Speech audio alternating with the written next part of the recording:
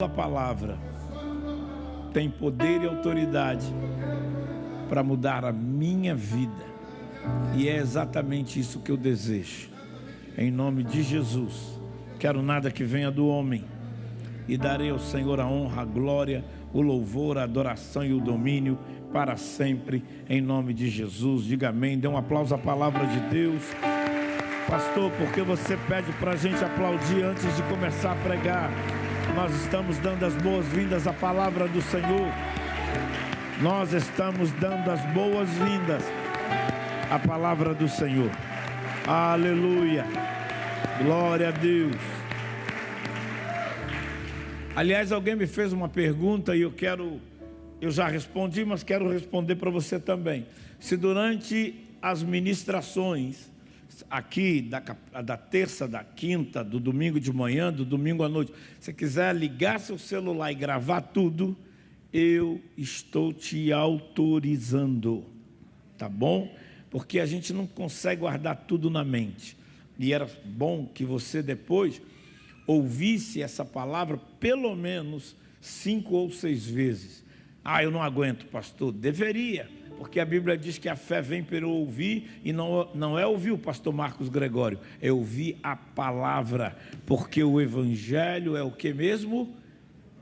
Vocês já esqueceram? 3, 2, 1. O evangelho é o poder de Deus para todo aquele que crê. Então você está segurando, não é um livro, você está segurando o poder de Deus. O poder de Deus está exatamente nas suas mãos. Pastor, mas eu gostaria que este poder entrasse nas áreas adversas, complicadas, seja lá o que for, da minha vida. Mas ela não vai entrar sozinha. Você vai ter que ouvir a palavra. Você vai ter que colocar a palavra em prática. E depois que você ouvir, eu vou te dar aqui alguns pontos sobre isso. Depois que você ouvir, receber, colocar em prática, cumprir esses princípios, o que vai acontecer? Olha para o seu irmão e diga: receba em nome de Jesus. O poder de Deus vai adentrar toda adversidade, tribulação ou situação contrária na sua vida, em nome de Jesus. Vamos caminhar. Provérbios capítulo 6, verso 2. Hoje à noite eu quero falar sobre algo que esse tema ele não surgiu no meu coração, eu não ouvi essa voz. Minha esposa falou: eu estou lendo algo aqui e eu queria que você olhasse isso, e era a Bíblia, e falasse sobre isso essa noite. E ela disse, e eu perguntei: mas aonde está o texto? E ela disse: Hebreus capítulo 1, nós já vamos chegar lá, mas eu quero começar aqui a nossa construção dessa noite. Provérbios capítulo 6, verso 2, diz a palavra do Senhor: enredaste-te com as palavras da sua boca. Nova versão internacional. Criastes com a palavra da tua boca uma armadilha para você. Ou seja,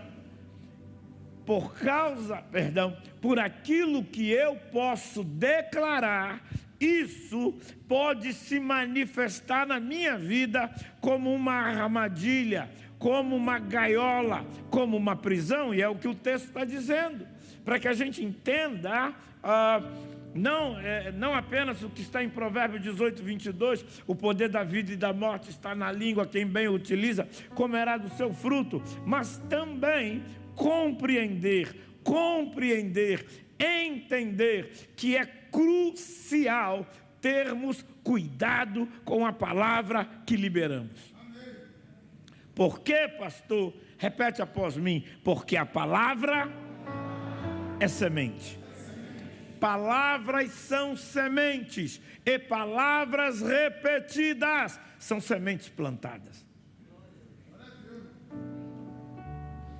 Aliás, a palavra é tão poderosa que aquilo que mais nos atrapalha chegou a nós através de uma palavra.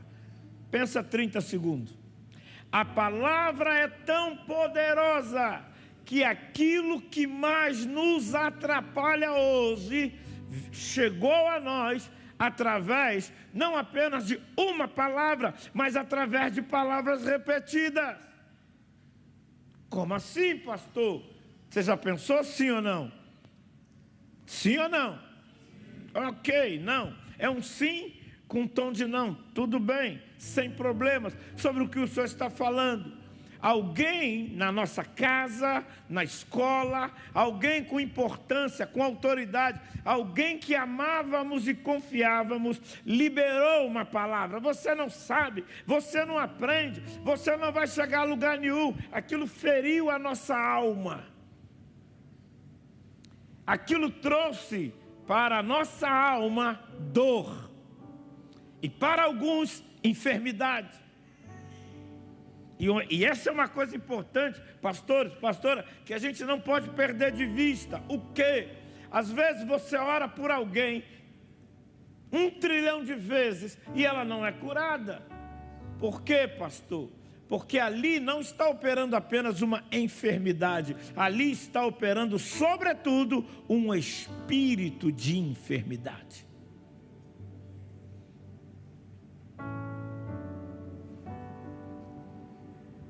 Há um silêncio na igreja. Vamos terminar de ler o texto. Pois já caístes nas mãos do teu companheiro. Perdão, li errado, desculpa. Voltando ao texto certo, que eu estava lendo o verso 3. Enredaste-te com as palavras da tua boca, prendeste-te com as palavras da tua boca. Ué, pastor, você repetiu. Não, é que você precisa perceber que num único versículo, Deus repete a mesma palavra 2 vezes. E aí a gente tem que ter essa compreensão. Qual? Todas as vezes que Deus na sua palavra faz questão de repetir e repetir, Ele está dizendo para nós que aquilo está no nível das coisas mais importantes da nossa vida e da nossa fé. Então Ele poderia ter dito, enredaste-te, ou seja, criaste uma armadilha, criastes uma prisão, criastes algo que te prendeu, e isso foi liberado pela boca. O texto não diz, foi o diabo que fez. O texto não diz, foi um demônio. O texto não diz, foi um pecado. O texto diz, as palavras da sua boca. Vou dar uma ajuda aqui aos psicólogos presentes hoje. Qual? Porque Deus, e nós precisamos entender isso. Não porque Deus, algo que é poderoso. O quê? Se a nossa boca estiver conectada com o nosso coração, onde a palavra da fé está crescendo e aumentando a nossa fé, parabéns. Mas se a nossa boca fizer uma aliança com as nossas emoções, é só derrota, meu amado. Tudo bem? Amém. Marcos 11, 24, isso é poderoso, e eu gosto disso demais. O que? Já achou aí? Marcos 11, 24. Diz a palavra do Eterno: por isso vos digo, que tudo, que algumas coisas, que uma coisa, que 5 coisas, que 10 coisas, diga, tudo que eu pedir ao Pai, acreditando, crendo, tendo a convicção que eu vou receber, credes que o recebeis e tê-lo-eis. E agora? E o que eu acho também fantástico no texto é que Deus não disse assim, Ele não nominou algumas coisas que vocês podem pedir. Talvez quem não tem participado dessas ministrações não compreenda nada do que eu vou dizer. Olha para o seu irmão e fala para ele: você sabia que você pode fazer Deus trabalhar para você? A religiosidade não aceita isso. Epa, fica tranquilo, daqui a pouco eu lhe darei a resposta. Efésios 3, 16, 17. 3, 16. Para que segundo as riquezas da sua glória, vos conceda que sejais corroborados com poder pelo seu Espírito no homem inteiro. E olha para alguém e diga para ele, diga, meu amado, entenda isso. Deus quer que você seja espiritual e não um religioso. Agora, como é que eu descubro que aqui dentro tem o homem interior, o Espírito de Deus? Porque o meu espírito, antes de Jesus entrar na minha vida, ele estava morto, como diz a palavra, nos delitos e pecados cometidos. Aí o texto diz, mas ele vos deu vida. Como que ele te deu vida? Porque esse espírito, aí você tem que entender, o nosso espírito estava morto e ele não podia se relacionar com Deus. Deus criou o plano, Deus criou o momento, Deus criou as pessoas, Deus fez tudo para que o plano saísse perfeitamente e se manifestasse quando ele quis. Então, você, aleluia, não é um religioso em construção para se tornar santo ou espiritual. Você já é santo. Pastor, e se eu pecar? É um santo que está pecando. E por isso, eu e você, ao fazermos assim, abrimos uma legalidade para o diabo trazer sobre nós aquilo que ele não tem autoridade para trazer. Posso continuar rapidamente? Tá, antes porém vamos ler o verso 17. Para que Cristo habite pela fé no vosso coração. E desculpe-me, eu tenho encontrado alguns crentes que quando eu pergunto, e aí, tem certeza da salvação? Né, pastor? Porque parece que essa miséria, dessa maligna resposta é o que está norteando a vida desse abençoado. Pastor, estamos lutando. Meu irmão, você dizer que está lutando por algo que você recebeu, Deus olha para você, isso é será que você é funcionário de Balaão? Não é possível. Mas sabe por que a gente duvida da salvação que recebeu? A gente duvida porque a gente não sabe o que a palavra diz sobre nós. Quando você não sabe o que a palavra diz sobre você, quando eu e você não sabemos o que Jesus fez na cruz por nós, a gente vai duvidar da nossa salvação. Tudo bem? Eu só estou lendo o texto, ainda não comecei a pregar. 2 Pedro 1,4. Esse texto eu gosto dele também demais, toda a palavra, mas eu gosto dele porque ele diz que Deus me deu promessas, para que através da promessa eu me tornasse participante da natureza divina. Olha para o teu irmão aí, por favor, para não ficar pesado para mim, para você, para ninguém. Olha para ele e fala assim, campeão, estreitou agora, meu amado.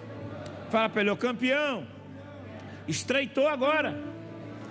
Por mais que você tente ser derrotado, Deus não quer que você seja derrotado, porque Ele já te fez mais que vencedor. Agora você não é mais que vencedor, porque ser mais que vencedor não é você que vai fazer com que você seja.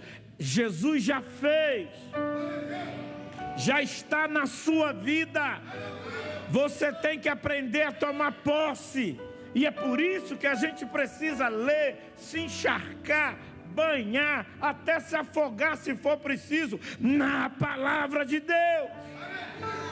Porque, lembre-se, Satanás foi tentar o Senhor Jesus, levou lá no Monte Alto e falou, lança-te daqui. Pergunto, se Jesus se joga lá de cima, ele morreria ou não morreria? Isso que eu estou falando está no Evangelho de Mateus, lá no capítulo 4. Se Jesus se jogasse lá do aquele cume mais alto lá em Jerusalém. Ele morreria, voaria, obrigado, Senhor.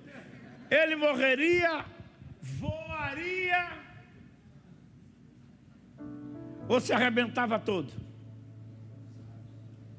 Fala para o teu irmão. Quê? A resposta do outro: tu sabes.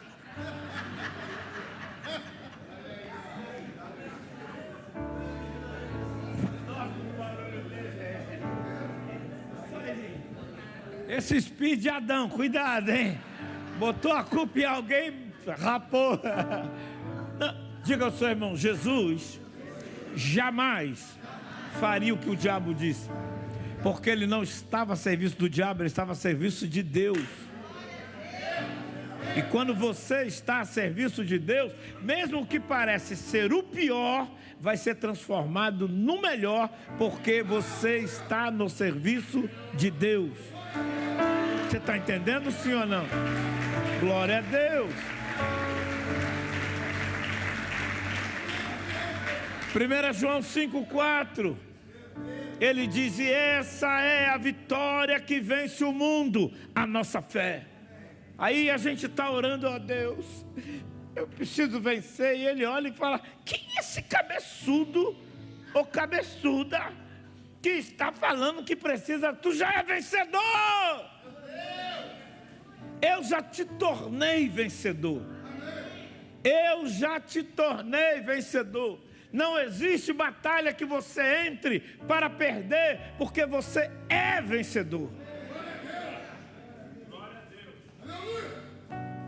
Então vamos entrar no nosso tema. Olha para alguém, por favor, e fala para ele assim: a fé é a certeza de que teremos os resultados que buscamos.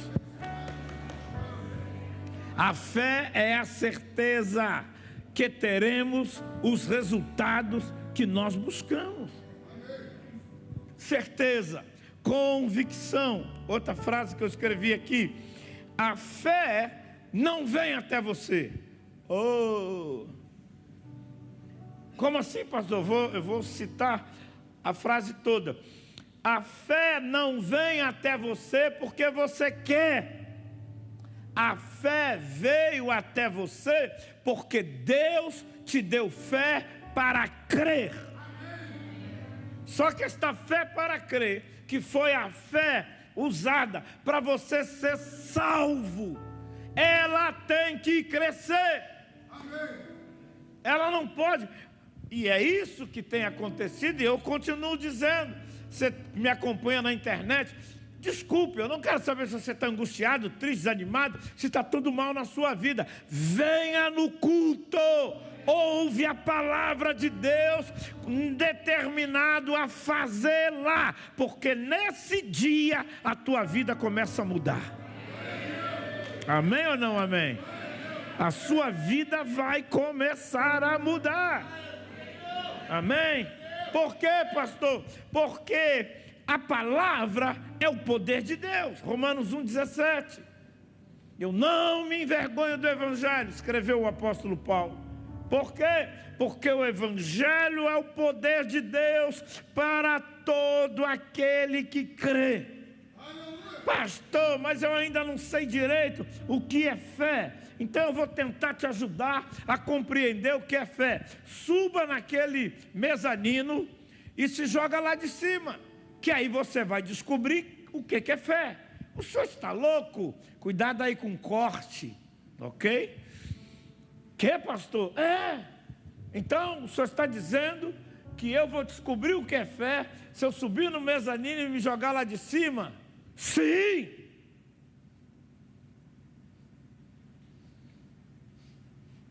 Posso provar que você tem fé? Sim ou não? Se você subir e se jogar, você se arrebenta, ou 2 anjos vão te sustentar, você vai... Quem tem a certeza que se subir lá e se jogar, vai se arrebentar? Diga: eu tenho a certeza. Olha para o seu irmão e fala: isso é fé. A certeza de fatos que se não veem, mas que se esperam. Se você tem convicção, e eu tenho convicção, eu não estou mandando você subir lá, isso foi apenas uma hipérbole, para a gente trazer um pouco mais, como é que eu digo? Ok, para dar um tom de humor ao negócio. Mas o fato é, se você pegar seu carro, pegar uma reta cheia de transversais, e não respeitar sinal se tiver, e for passando e passando, em alguma delas existe a possibilidade de se trombar com um ônibus, um caminhão, e tchau. Então a sua fé é isso. É isso. Se você tem certeza, alguém aqui além de mim tem certeza, que se subir aqui agora e colocar o dedo numa tomada dessa, vai levar um choque. Diga, eu tenho certeza. É a sua fé. A fé é a certeza.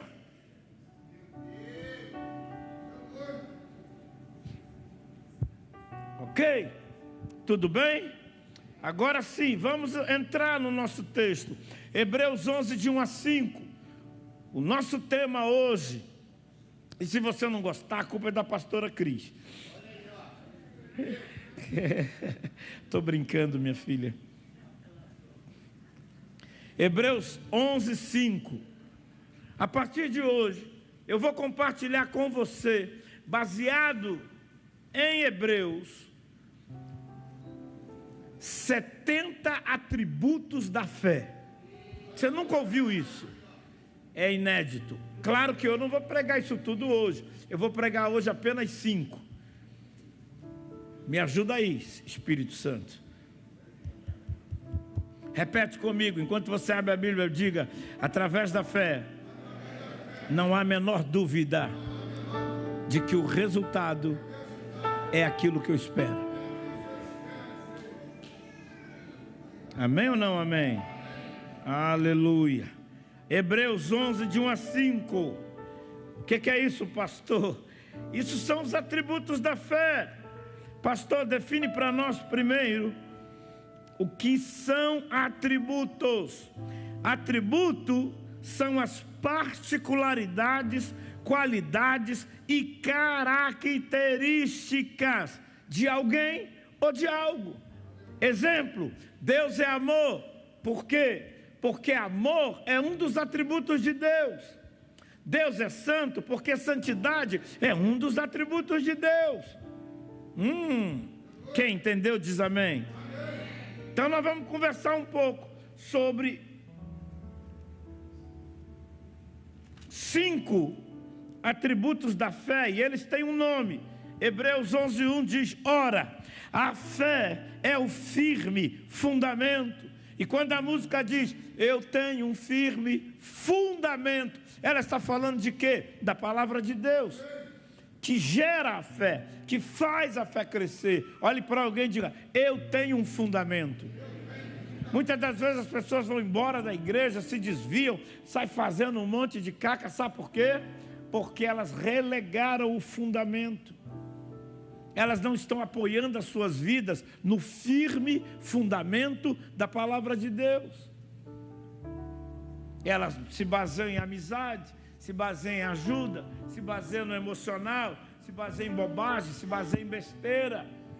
E aí qualquer vento quebra. Por quê? Porque a vida cristã delas não está apoiado no firme fundamento.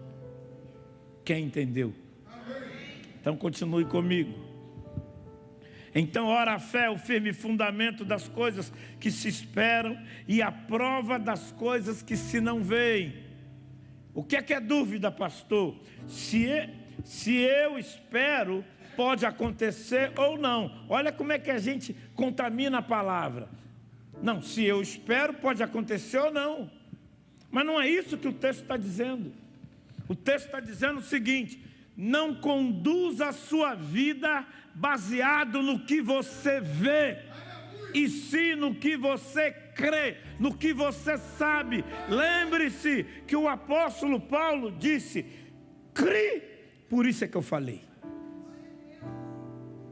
Por quê? Porque ele está baseado num firme fundamento. Continua comigo aqui, por favor. E a prova das coisas que se não veem. Aí o diabo fica louco e as pessoas da nossa volta mais loucas ainda, e muitos da igreja não crescem. Por quê, pastor? Olha o que diz o texto: e a prova das coisas que se não veem. Então, como assim, pastor? E a prova das coisas que se não veem.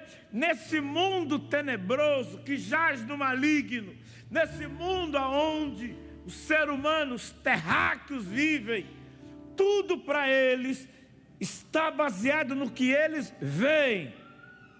Se ele vê algo bom, então virá bom. Ah, meu negócio que eu acabei de abrir vai ser um fracasso. Por quê? Porque no dia que eu abri, ninguém foi lá. E no dia que eu inaugurei a igreja de Nova Iguaçu, ninguém também foi lá. E se você andar pelo que você vê, é só tiro no pé. Você vai estar pior que o português da piada, né? Que entraram na loja dele, ele sacou a arma, alguém gritou no pé, ele atirou no dedão. Não dá. Continue comigo, por favor. Quantos estão entendendo? Digo amém. Verso 2: porque por ela os antigos alcançaram testemunho. Você já começa a ver aqui, o que, pastor? O que eu começo a ver? Um atributo da fé. Qual? Testemunho. Atributo da fé, testemunho. Eu, há um tempo atrás, fui visitar um irmão nosso, está sentado aí, com umas feridas na perna. Você acha que quando ele suspendeu a calça, tirou as ataduras e mostrou, eu falei: isso aí não vai dar não, vai dar não, vai dar não.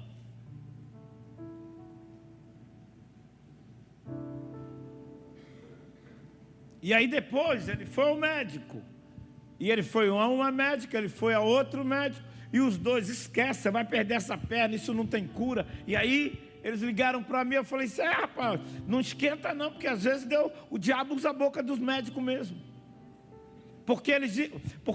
Escute isso, porque o médico está falando do que lhe é próprio. Ele está dizendo: não tem cura. Mas quem é o teu Deus? Quem você está confiando? Quem é o Senhor da tua vida? Quem é que te salvou, te levantou com mão forte e te restaurou? Quem é o teu Deus? Então, pastor, o senhor ainda vai no médico? Não, eu quero que você, eu e todos nós continuemos a ir. Mas o que eu estou dizendo é que a palavra dele não pode ser a última palavra. Olha para o seu irmão, balança o ombro dele e fala para ele: a palavra de ninguém, seja dita no teu passado, seja dita no teu presente, ou se alguém ousar dizer no futuro, ela não é a última palavra da sua vida. A última palavra da sua vida é essa palavra, é esse Deus, é esse Senhor. Ele tem a última palavra. Aleluia. Então, como a pessoa que você foi se consultar, ou a pessoa que disse isso não vai dar certo, ou a pessoa que disse você não vai chegar a lugar nenhum, ou a pessoa que disse você é filho do seu setembrino, coisa nenhuma, irmão do seu coisa nenhuma, do seu João ninguém, e você também vai ser outro ninguém. Meu irmão, é aí que você tem que decidir qual é a voz que vai conduzir a sua vida. Qual é a voz que vai prevalecer no seu coração, na sua alma, na sua mente e nas suas emoções? Qual é a voz que vai estar aliançada à sua vida? É a voz daquele que está falando, só que aquele que está falando, ele não sabe quem é teu Deus, ele não sabe que promessas você tem, e ele não sabe o que Deus vai fazer em teu favor. E se ele não sabe, cale a boca. Cala a boca. Fica lá ouvindo não, porque aquilo vai contaminar a sua fé. Tem esse risco. E aí nós entramos no primeiro atributo da fé, baseado nesse texto. Qual, pastor? A fé obtém. Repete comigo 3 vezes, por gentileza. 3, 2, 1, vamos. A fé obtém. De novo. Pela última vez. Pastor, o que é isso? É o seguinte: você olha para o que você não tem, você olha para a sua vida e vê que você não pode. Então a fé obtém, mas você caminha pela fé, profetiza, declara, ora, confia, espera, e já Deus diz: toma, é seu. Porque, repete comigo, a fé obtém. Pastor, isso está na Bíblia? Hebreus 11:2. Pois pela fé os antigos obtiveram bom testemunho. Amém? Ouça, a fé obtém antes de você obter. O que é isso, pastor? A fé obtém o que já existe no reino do Espírito antes de você obter. Então nós fomos abençoados com toda sorte de bênçãos. E por que eu não conto testemunho todos os dias?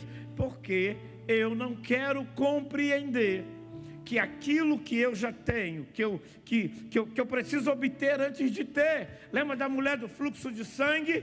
Ela está sangrando, sim ou não? Continuava doente, sim ou não? A palavra dos médicos mudaram? Não. A palavra dos doutores da lei, da religiosidade mudou? Não. Mas ela está dentro de casa dizendo: se eu tão somente tocar, eu ficarei curada. Ou seja, antes de obter, ela já havia obtido. Você entendeu, sim ou não? Mas pastor, Deus não está fazendo nada na minha vida. É porque você ainda não obteve. Você precisa ver aquilo que você crê, espera. Aleluia. Quem está comigo, diga amém. Amém ou não amém? Então, não são os meus talentos que obtenho, não é o meu esforço que obtenho. É claro que eu preciso compreender uma coisa: com um bom diploma, uma boa faculdade, a inteligência que Deus te deu, você pode conduzir, você pode conquistar muitas coisas. Só que eu ainda prefiro a bênção de Deus, o crescimento de Deus, o sucesso de Deus, a provisão de Deus e o milagre de Deus. Por que o senhor ainda prefere, pastor? Eu prefiro porque a Bíblia diz que a bênção do Senhor enriquece e com ela nenhuma dor é acrescentada. Quando eu obtenho as coisas nesse mundo, elas virão com dor. Quando eu obtenho com Deus, elas não virão com dor.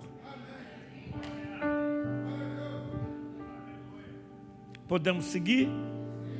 Então vai repetindo comigo. A fé obtém a promoção.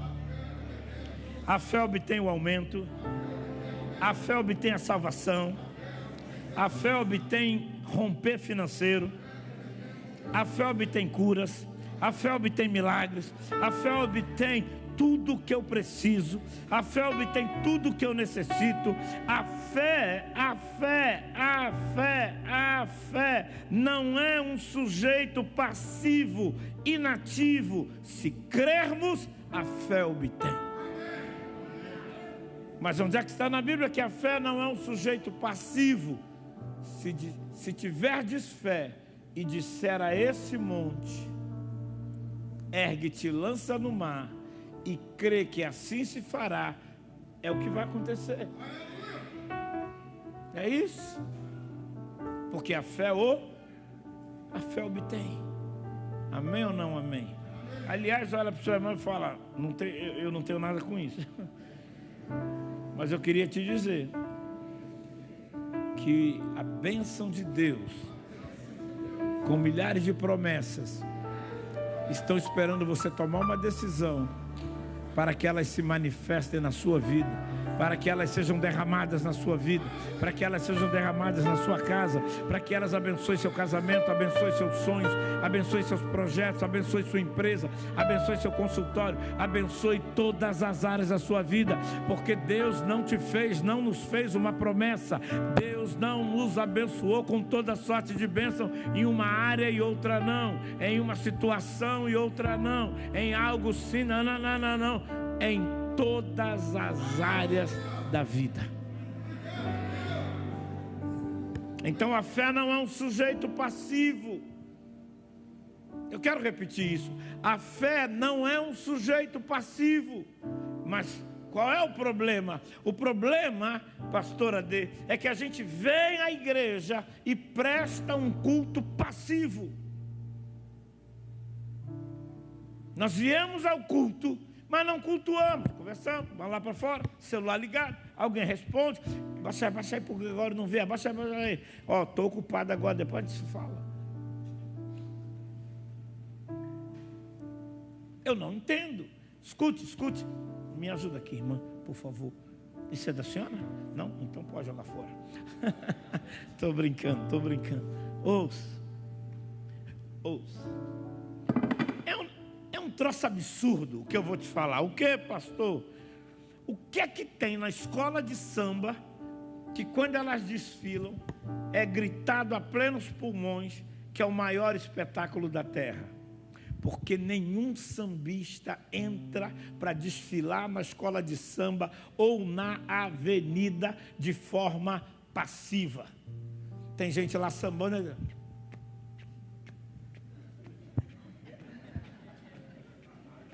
Os caras tudo rebentado.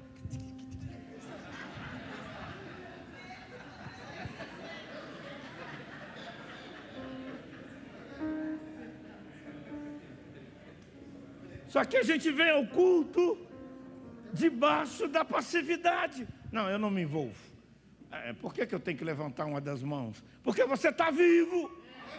E você não levanta a mão para o pastor e nem para o ministro. Você levanta a mão para honrar e glorificar o nome do Senhor.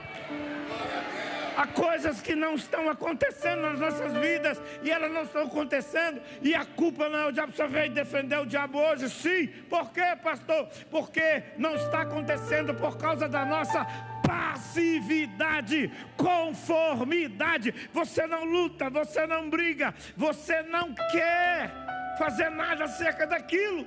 Veio a notícia, veio o telegrama, veio o e-mail, veio a palavra, veio a doença, veio o médico, veio o capeta, veio todo mundo. E você... E aí, outro dia eu falei, rapaz, que vontade de te dar um soco. Pastor, você está falando besteira? Não, porque a pessoa falou para mim, mas esse é meu jeito. Me deixe em paz. Eu falei, Senhor, será que um soco mata ou acorda? E é claro que eu estou brincando, nem teve essa história de soco. Mas por que então o Senhor falou isso? Porque, meu irmão, escute isso. A Bíblia diz que o reino de Deus é tomado por esforço e bem-aventurado, ou seja, muito feliz são os que se apoderam dele. Por isso nós lutamos. Depois você vê em casa, Deuteronômio capítulo 20, é isso, Junismar? Deuteronômio 20. O que é que eu vou ver lá, pastor? Você vai ver lá que Israel perdeu conquistas porque não quis guerrear. Não quer guerrear, também não tem conquista. Ouça, eu preciso correr atrás da bênção? Não, primeiro que eu tenho uma promessa. Elas virão e me alcançarão. Elas virão e me alcançar? Ok, primeiro. Segundo, eu não tenho que correr atrás. Por quê, pastor? Porque Jesus já fez tudo e já conquistou e me deu. A discussão se eu mereço ou não, eu não quero nem entrar nela, porque a graça, o amor e o sangue dele, a sua morte e ressurreição, me tornaram merecedor. Eu não merecia, mas ele me tornou merecedor. Você entendeu, sim ou não? Ouça. Então você não tem que correr atrás. A fé é tão poderosa, vou repetir. Lembra que eu deixei uma pergunta para depois, uma resposta para depois? Olha para sua irmã e fala, você tem que crer nisso. A fé é tão poderosa que faz Deus trabalhar para você. Pastor, isso está escrito na Bíblia, anota aí, Isaías 64, verso 2. desde a antiguidade nunca se viu um Deus além de ti, que trabalha em favor daqueles que esperam nele.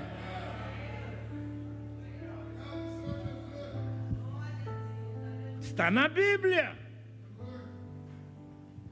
Amém? Quem está entendendo? O que eu tenho que fazer para alcançar o que parece impossível? Fé. Fé, fé, fé. Anota isso aí, por favor. Mateus 17, 19.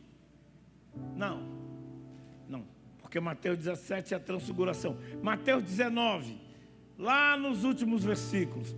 O que Jesus falou para os discípulos?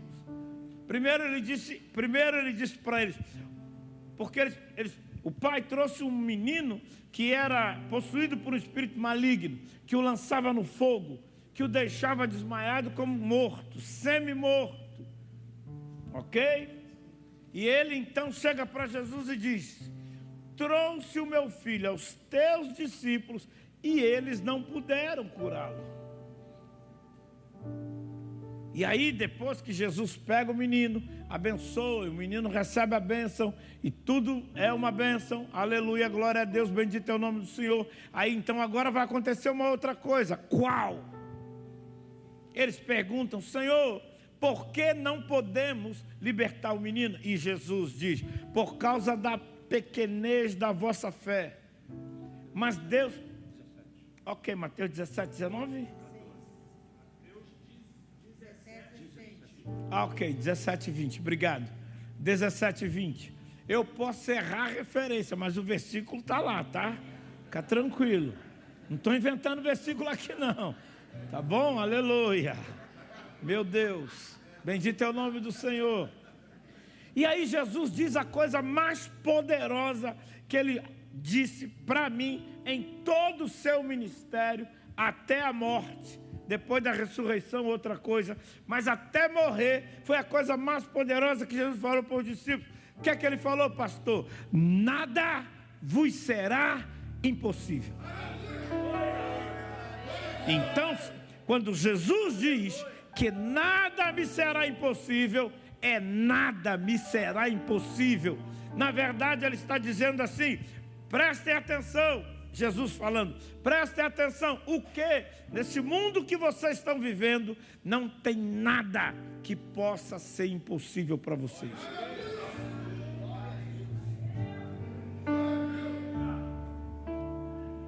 Tudo bem? A fé, 2, a fé entende. O que a fé entende, pastor? A fé entende, coloca essa referência aí, Hebreus 11, 3.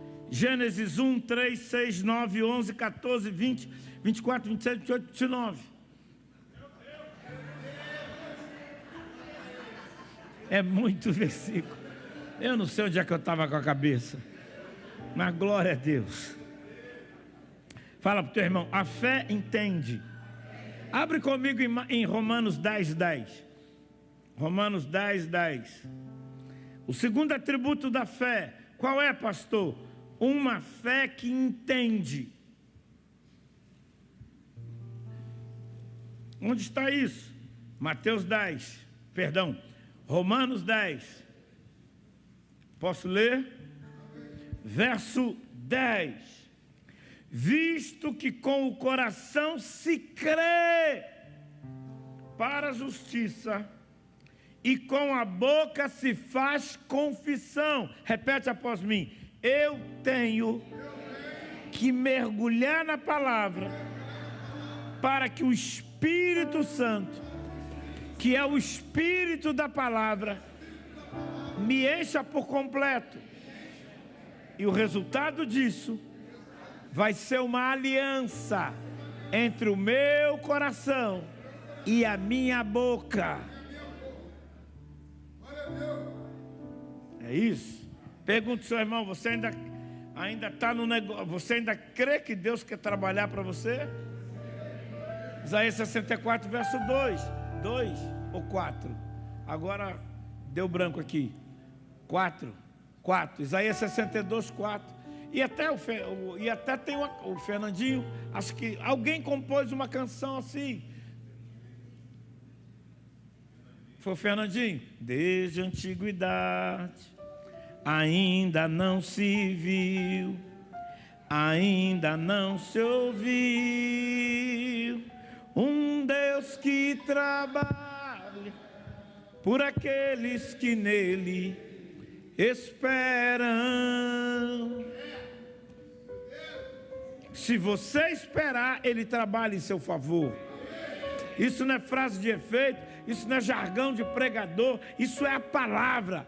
Desde a antiguidade nunca se viu e nunca se ouviu um Deus além de ti, que trabalha em favor daqueles que nele esperam.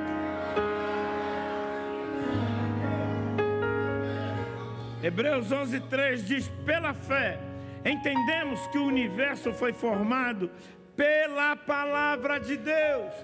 Porque Deus, quantos são filhos de Deus aqui? Vou perguntar de novo, quantos são filhos de Deus aqui? Você é filho de Deus. Então por que você não aprende a trabalhar como seu pai? Porque seu pai trabalha assim. Como o pastor Marcos Gregório? Seu pai trabalha assim. Se ele quer que haja luz, ele apenas libera a palavra. Se ele quer que tenha sol, ele libera a palavra. Se ele quer que eu e você recebamos cura, ele apenas libera uma palavra. Ele não fica correndo em volta do trono, descabelado, gritando: meu Deus, o que eu vou fazer? Não. Ele diz: haja. E quando ele diz haja, qual é a próxima palavra? E ouve. Se ele tivesse dito haja e nada aconteceu, então a gente não deve confiar tanto. Mas ele disse haja. E o que sucedeu, o que aconteceu logo em seguida da palavra haja? Ouve. Aconteceu. Amém ou não amém? Pergunte ao seu irmão: entendeu? Use a palavra da fé nas suas circunstâncias contrárias. Use a palavra da fé no seu trabalho. Jesus falava com a planta. Qual o seu problema de falar com o dinheiro que está curto? Jesus falou com a figueira. Jesus, às vezes, parece que ele estava meio doido. Por quê, pastor? Como é que um cara chega na frente de um túmulo de um morto que está enterrado, e por isso está enterrado porque estava morto, de 4 dias, e grita e chama o cara pelo nome? Sim, oi? Exatamente, eu também creio nisso. Se ele não chama especificamente Lázaro, vinha tudo, todo mundo estava no cemitério e ia levantar. Você já pensou nisso? Se ele não fala, se Jesus diz assim: Lázaro, Pedro, Manuel, Joaquim, quer saber? Geral aí morto, vem. Você já pensou nisso? Ou você acha que ele só tinha poder para chamar Lázaro? E talvez você não se lembre, mas olhe lá na Bíblia, que quando Jesus ressuscita, outras pessoas também ressuscitaram. O poder de Deus foi canalizado naquele lugar de uma maneira tão poderosa e sobrenatural, que outros mortos acordaram, e diz o texto que as pessoas os viram andando na rua. Meu irmão, que deve ter tido gente correndo. Olha, meu Deus, os caras devem ter. Talvez seja por isso que os romanos tenham inventado. Não foram os romanos, os gregos inventaram os Jogos Olímpicos. Alguém contou para eles. Quem está entendendo? Ouça. Aleluia. Repete comigo: pela fé, o invisível se torna visível. Vai recebendo aí: pela fé, crescimento se torna visível. Pela fé, saúde se torna visível. Pela fé, tudo que você sonha, quer, almeja e deseja, pela fé se torna realidade. Aleluia.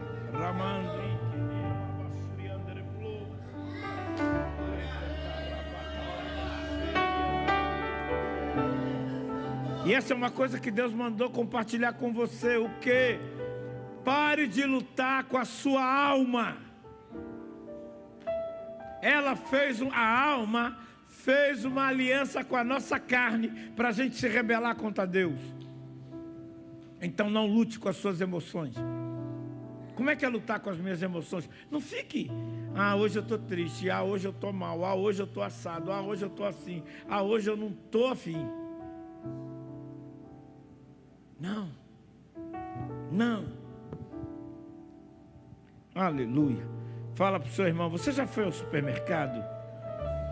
E você andava naqueles corredores? Sim ou não?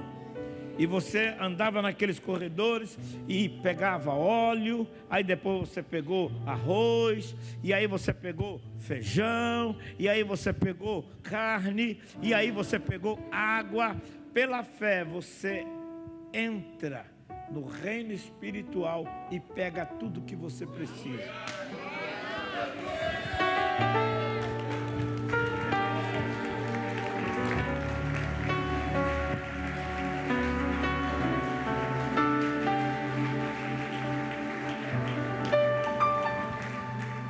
Amém.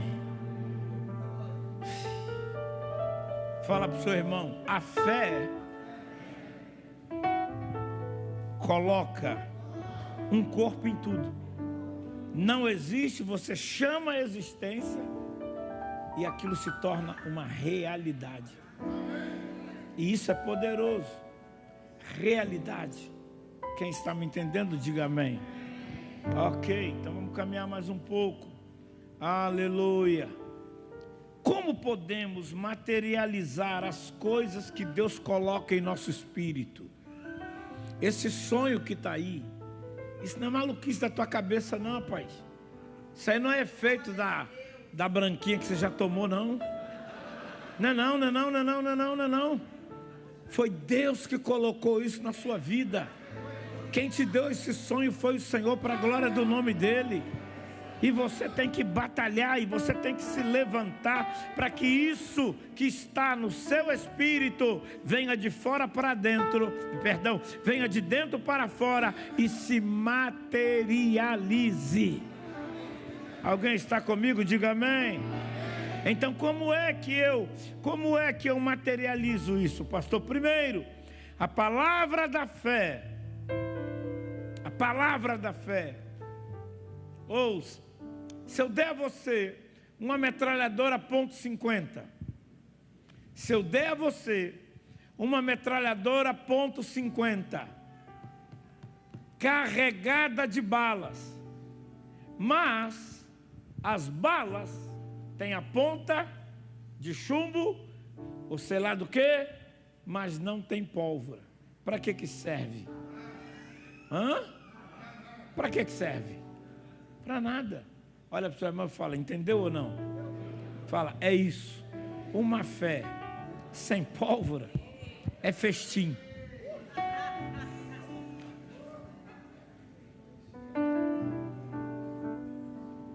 Desculpe, se você está batalhando com balas de festim,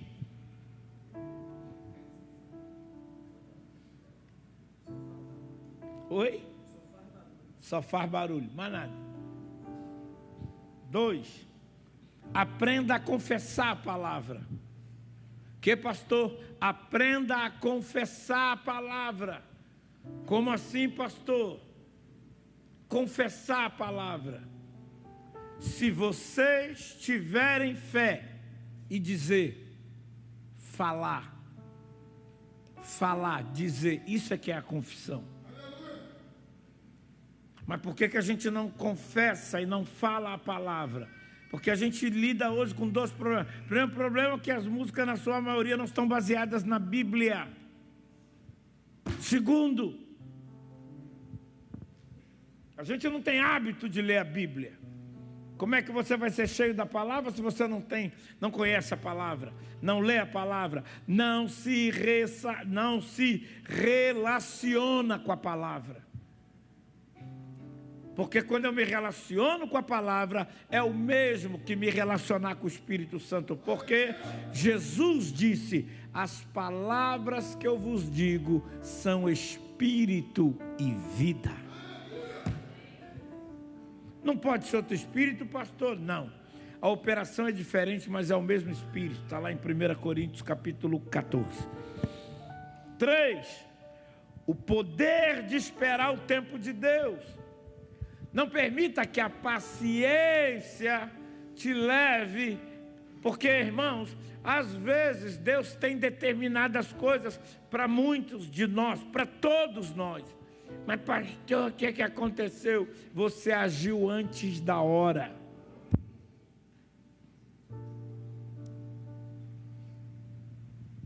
Você entendeu, sim ou não? 4. Quando a imagem da vitória estiver no seu coração. Eu tenho uma imagem. Talvez, se a mulher do fluxo de sangue, por exemplo, se a mãe lá da menina, lá, a mulher Ciro Fenícia, eu tenho uma imagem. Quantos além de mim precisam de milagres? Agora pergunta para o lado: mas você já tem dentro de si a imagem desse milagre? Ou dentro de você só tem angústia? Imagem. Imagem. Ok? E Deus é tremendo. Pastor Marcos, por que Deus mandou o povo rodear Jericó, as muralhas, durante 13 dias?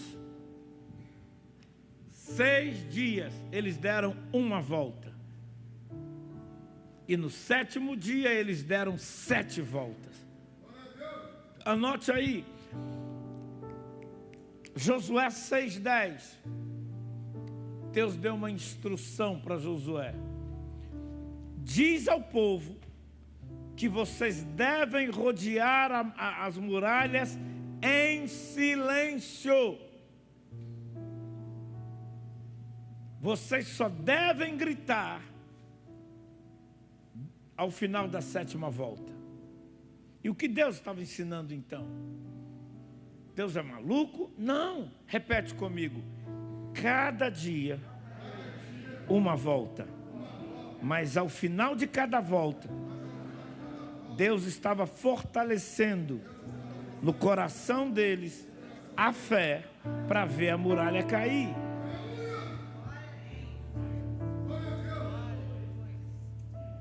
Amém? Bom, eu preciso correr mais, senão já era, porque já terminou e eu ainda estou no 3º ponto. Ouça. Então a gente precisa esperar o tempo e a hora de Deus, amém? O que mais, pastor? Então é muito importante aprendermos quando podemos tirar um sonho, um milagre, uma vitória, uma visão, uma revelação do reino invisível para o físico. Uau! E nesse momento, muitos de nós entramos em curto-circuito. Porque não é difícil saber qual é a vontade de Deus, mas é complicado saber a hora de Deus. Vontade de Deus não é igual hora de Deus. Vontade de Deus expressa que Ele quer fazer aquilo, mas não significa que Ele vai fazer na sua ou na minha hora. Quem está entendendo? Me dá mais uns minutinhos, pode ser? Tá bom, mas se você falar que não, eu vou continuar do mesmo jeito. Estou brincando. Amém? Só que nós temos que entender uma coisa. Quantos querem ver nesses dias milagres? Então volte para essas 2 coisas que eu vou te falar agora. Quais, pastor? Preparação e participação.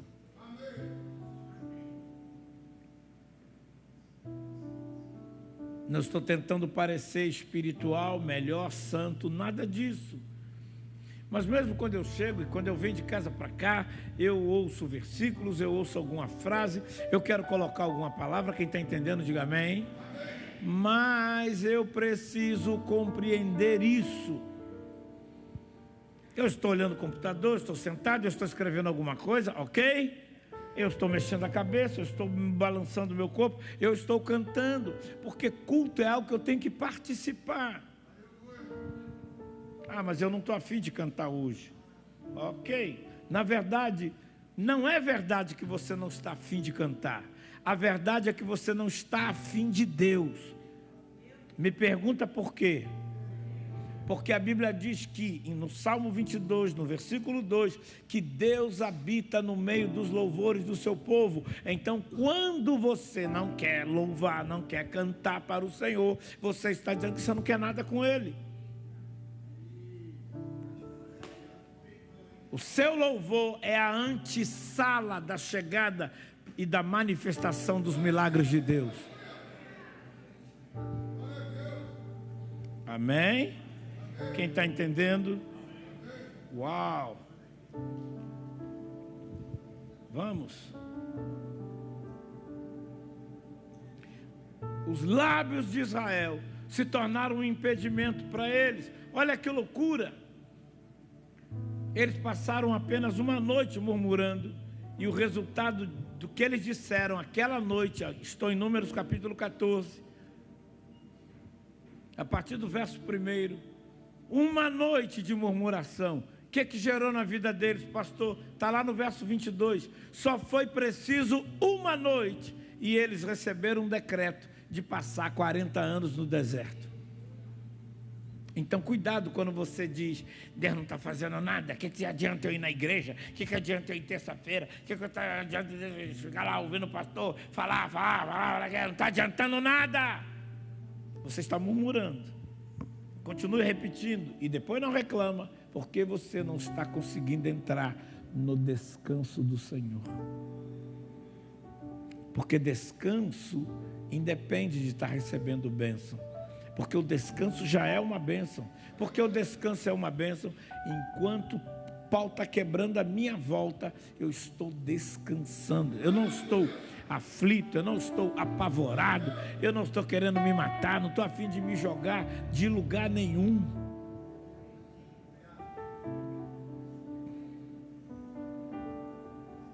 Por isso que Paulo diz em Romanos 12:2, rogo-vos pela renovação, repete comigo 3 vezes, mente renovada, mente renovada, mente renovada. A fé não opera quando você e eu vemos as coisas pela ótica da dor, da angústia, da tristeza, das decepções.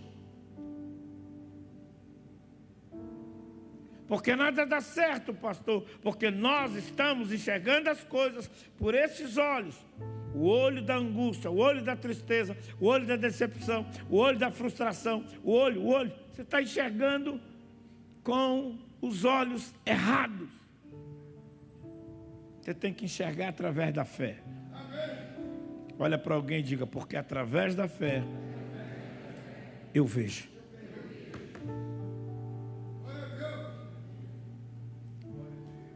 Amém? Estou quase terminando. Ok. Ouça. Quando você sabe que algo é seu, vale a pena lutar por aquilo. Podemos ter um problema maior na nossa nação. Qual? As invasões de terras. E por que as pessoas estão se armando? O Congresso hoje aprovou uma CPI para investigar as invasões de terra. E sabe qual é a primeira e pior coisa que eles vão descobrir? Que ninguém quer invadir nada, ninguém quer plantar nada. Sabe o que eles querem? Acharcar os donos. Acompanhe e depois me fale.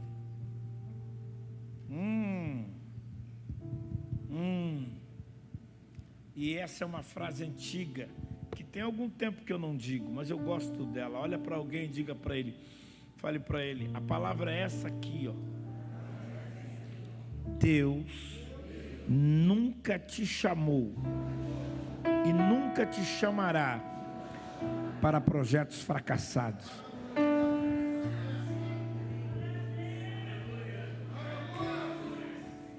Deus chamou Abraão para um projeto fracassado? Não. Deus chamou Isaac para um projeto? Não. Deus chamou José? Deus chamou Jacó? Deus nunca nos chama ou nos chamará para projetos fracassados. Põe isso no seu coração. Aleluia. Uau. Bendito é o nome do Senhor. 4. A fé translada. E se eu fosse você,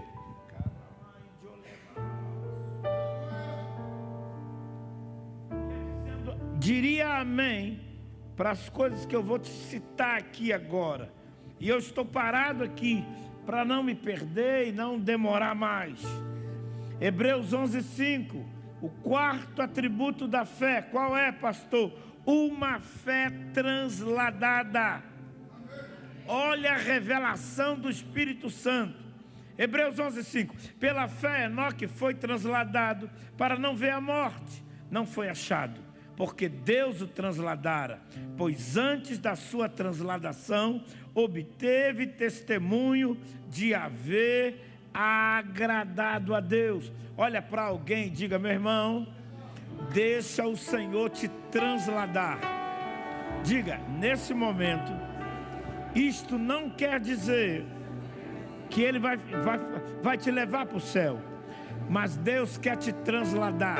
Deus quer que você suba acima da dor, acima da angústia, acima da falta, acima da miséria, acima da enfermidade, acima do vento contrário, acima de tudo aquilo que tentar te destruir, acima de tudo aquilo que tenta te angustiar, te entristecer.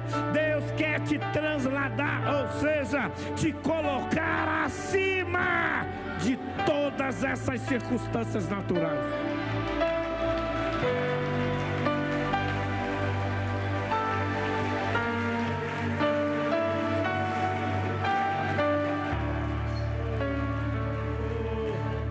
Olhe para alguém e diga, Deus quer te transladar.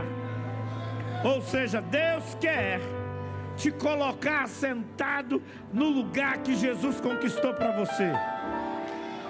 Uau! A fé, repete comigo, a fé te leva para cima.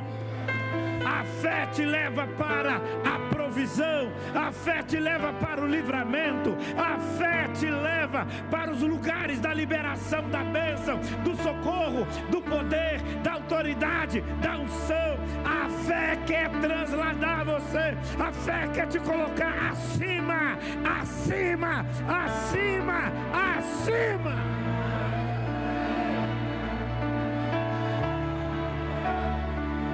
Envia o ministério de louvor.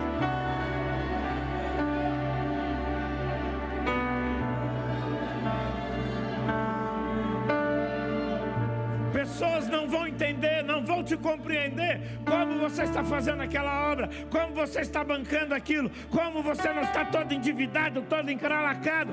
Mas pastor Marcos Gregório, você lida com enfermidade, você tem dores. Ah, sim, mas eu estou deixando a fé me transladar. Elas podem estar aí e elas não vão me impedir de cumprir meu chamado, de pregar a palavra, de ouvir Deus, de estar na presença de Deus.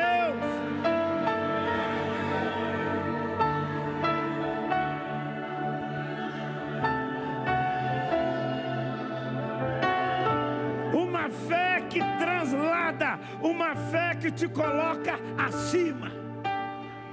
E ninguém à sua volta vai entender como você está passando por isso ou por aquilo, e levanta as mãos e louva, e vem o culto e glorifica e exalta.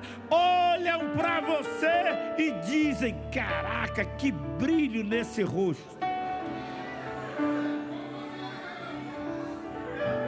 Porque a fé translada, a fé nos coloca acima.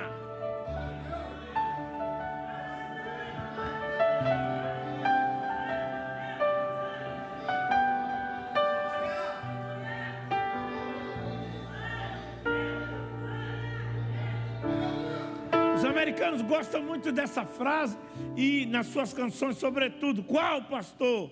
Eu vou andar por cima. Eu vou andar por cima. Eu vou andar por cima. Eu vou andar por cima.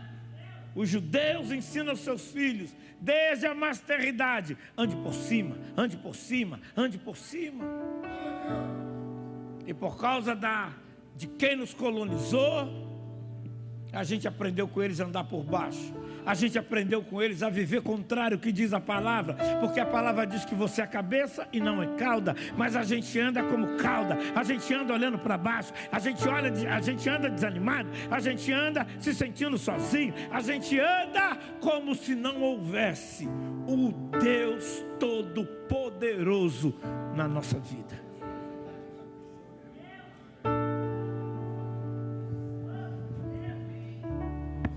Pastor, eu ando de cabeça baixa, eu não devo nada. Pastor, eu ando de cabeça erguida, porque eu não devo nada a ninguém. Não é isso que a Bíblia está falando.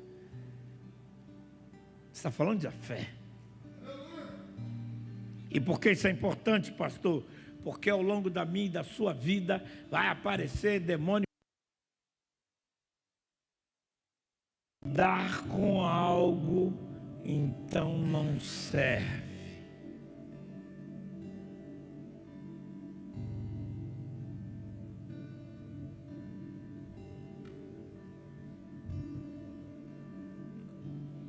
Não é fé.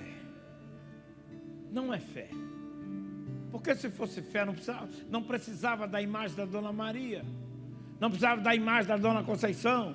E é uma confusão danada da Dona Fátima. Deus só usou Dona Maria, mas tem Fátima, tem Conceição, tem Setembrina, tem o diabo todo lá.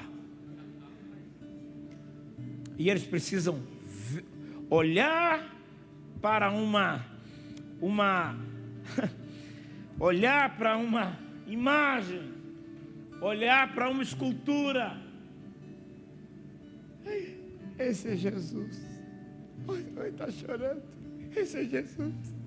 Foi esse que morreu por mim. Foi esse aí. Você está vendo?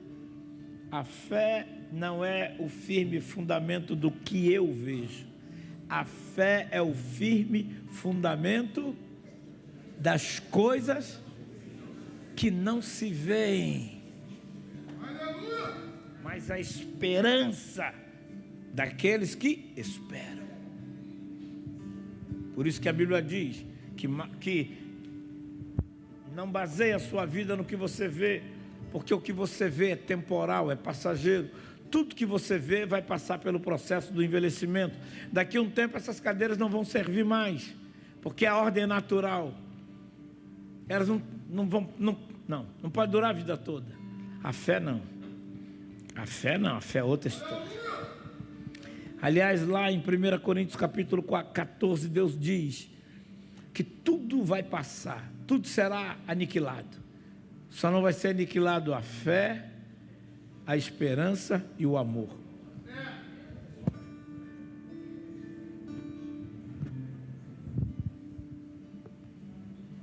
Quinto e último. Você pode ficar tranquilo que eu não vou tirar a tua oferta.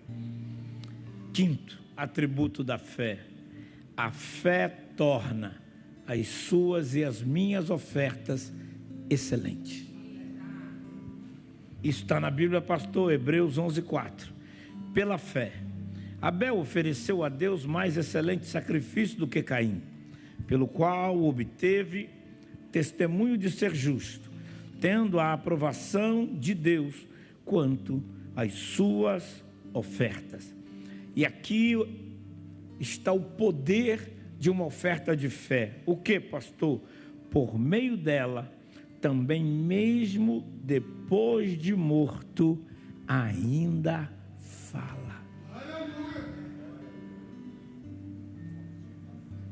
Eu tenho menos tempo de vida para frente do que para trás, porque eu já tenho 60 anos.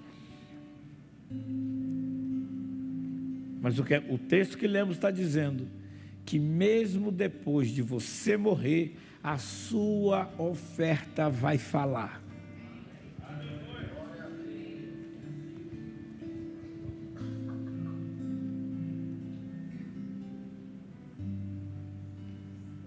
Porque a nossa oferta tem que seguir sempre esse princípio. Qual?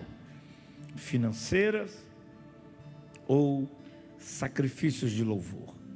Agora, não é só quando você não dá dinheiro na igreja, isso precisa mudar. Você planta sementes. Agora, pastor, mas eu não tenho nada. Você tem 24 horas. Por que você não separa o dízimo enquanto você não tem nada? O dízimo do tempo. Você não dá nada.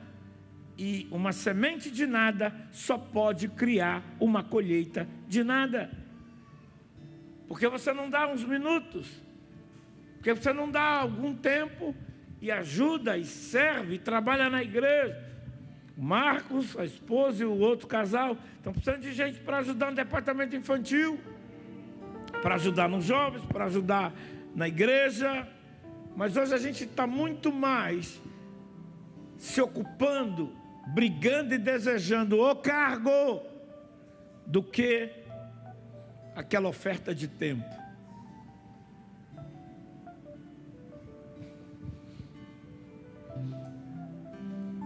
E se as pessoas não estivessem atrás de títulos, o pastor não precisava ameaçar ninguém para vir ao culto, para pastores virem ao culto, para diáconos virem ao culto, para obreiros, intercessores e ovelhas, porque elas não querem dar oferta de nada. Elas dão oferta no Big Brother. Eu estava falando com os músicos no sábado, que eu venho aqui sábado de manhã ministrar para eles. E eu estava falando com eles esse sábado. O que, pastor? Qual é a semente que você está semeando? Pastor, mas eu não tenho dinheiro. E qual é a semente do tempo? Porque a gente semeia uma semente de tempo no shopping, a gente semeia uma semente de tempo nas festinhas, a gente semeia uma semente de tempo no mercado, no supermercado, a gente semeia uma semente de tempo no trabalho, a gente vive semeando sementes. Porém, mas eu não tenho colheita, porque você não semeia no solo e no lugar certo. Porque o lugar onde você deveria colocar suas melhores sementes é o lugar que recebe as suas piores sementes. E quem não planta nada, não colhe nada. Mas pastor, Deus é misericordioso. Não vem de conversa fiada, vá ler a Bíblia. Deus nunca isentou ninguém de plantar uma semente. E quando tentaram interferir, inclusive lá no Evangelho de João, no capítulo 12, Dona Maria, a irmã de Lázaro, não Dona Maria, a que foi inseminada pelo Espírito Santo para gerar Jesus. E ela veio e quebrou aquele perfume, aquele vaso lá de alabastro. Valia 300 dinheiro. E Judas, mais que rápido, disse: por que não se vendeu aos pobres? Me entenda. Tem fome na África, tem fome na Índia, e por que eles não param de fazer filho? Porque eles vão repetir, porque quando eles geram filhos, no meio daquela miséria, sabe o que eles estão fazendo? Eles estão fazendo com que seus filhos repitam o que eles viveram. E eu encerro. Eu trouxe um presente para você essa noite. Eu e minha esposa. E por que a pastora Cristina falou com o senhor para dar esse presente aos irmãos? Porque a gente não tem hábito de chamar você para alguma coisa. A gente não tem hábito de convidar você para algo sem ajudar você, te dando ferramentas que vão te ajudar. Aqui não tem loucura, você não tem que sair, você não tem que levantar daqui hoje e dizer: Deus, amanhã de manhã eu vou orar 1 hora. Você não está orando 5 minutos. Então faça o seguinte: Senhor, amanhã de manhã eu vou orar 5 minutos. Porque o que Deus está olhando é se você pelo menos está com vontade de começar. E depois que a gente começa, Deus faz, porque na Bíblia está escrito que o querer e o realizar é dele. Então, antes de você ir embora, eu vou te dar esse livro de presente de um dos maiores, talvez o maior evangelista do século XX, T.L. Osborne. O missionário R. Soares comprou lá os direitos e eu hoje à noite trouxe 300 para te presentear. E se você teve ou está com alguma dificuldade de acessar a sua oração de todo dia pelo celular, eu vou te dar ela impresso, ok? Porque eu tenho certeza que Deus tem coisa para fazer na sua e na minha vida, e eu não quero recebê-la sozinho, porque Ele não me chamou para isso. Eu quero que você receba, eu quero que você dê testemunho, eu quero que você possa glorificar a Deus pela bênção do Senhor. Amém? Então agora você pode ficar de pé em nome de Jesus.